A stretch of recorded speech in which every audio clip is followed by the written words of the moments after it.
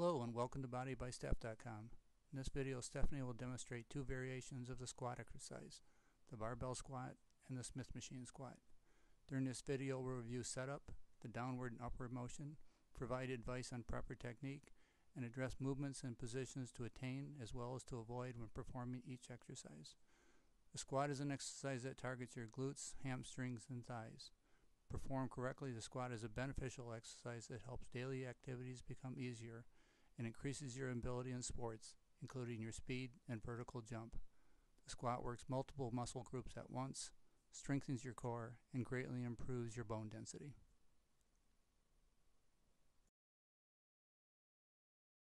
Begin by setting the rack and bar at chest height. Place the bar on your shoulders and upper back, preferably not at the insertion point of your neck and back, as this can cause pain. Place your hands in an overhand grip on the bar that is slightly wider than shoulder width. Your feet should be a bit wider than shoulder width apart, and your toes should be pointing slightly outward. For the Smith machine squat, place your feet about a foot further forward than you would in a regular squat. Keep your head facing forward and slightly up, shoulders back and chest out.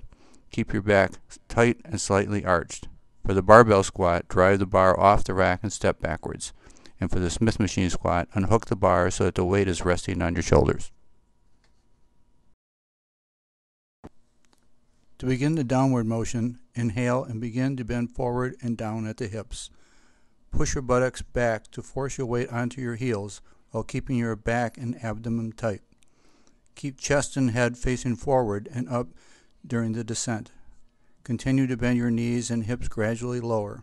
Attempt to reach a point where the crease of your hips is lower than your knees and your thighs are just beyond parallel to the floor. You can go beyond this point if proper form is maintained.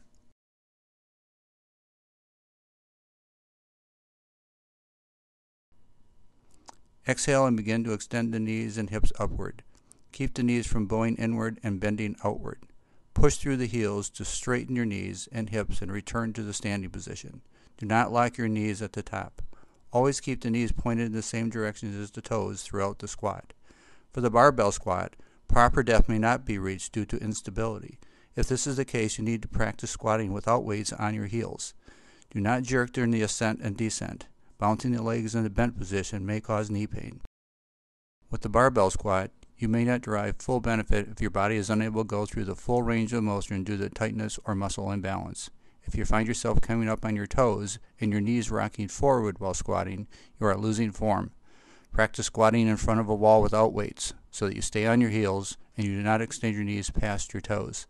Depth can be affected by tight calves. You can increase the elevation of your heels by placing a board under them. This flexes the calves and inhibits their involvement during the squat. The Smith machine mimics movements that would be conducted when doing similar exercises with free weights, but provides a safety alternative because of the guiding aspect of the vertical bar. The Smith machine offers protections for solo trainers who do not have a spotter to save them during a lift that becomes too heavy. Because you can stand further forward, the Smith machine provides for greater isolation of the hamstrings.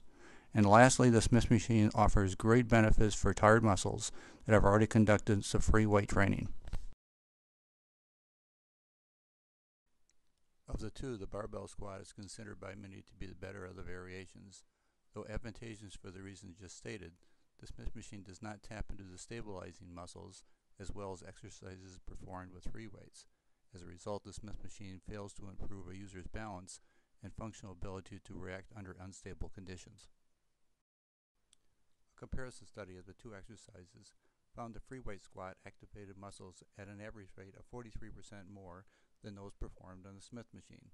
Despite this, the Smith machine adds value to your training program for safety reasons, to isolate your hamstrings, if you have difficulty performing the barbell squat, and when combined with your free weight work.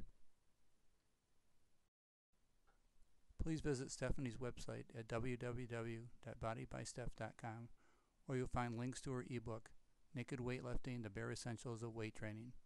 The book is designed to show pictures of start and finish positions for over 100 weightlifting exercises covering all body parts from abdominals to arms and triceps. Each exercise is accompanied with a full description of how to perform that exercise.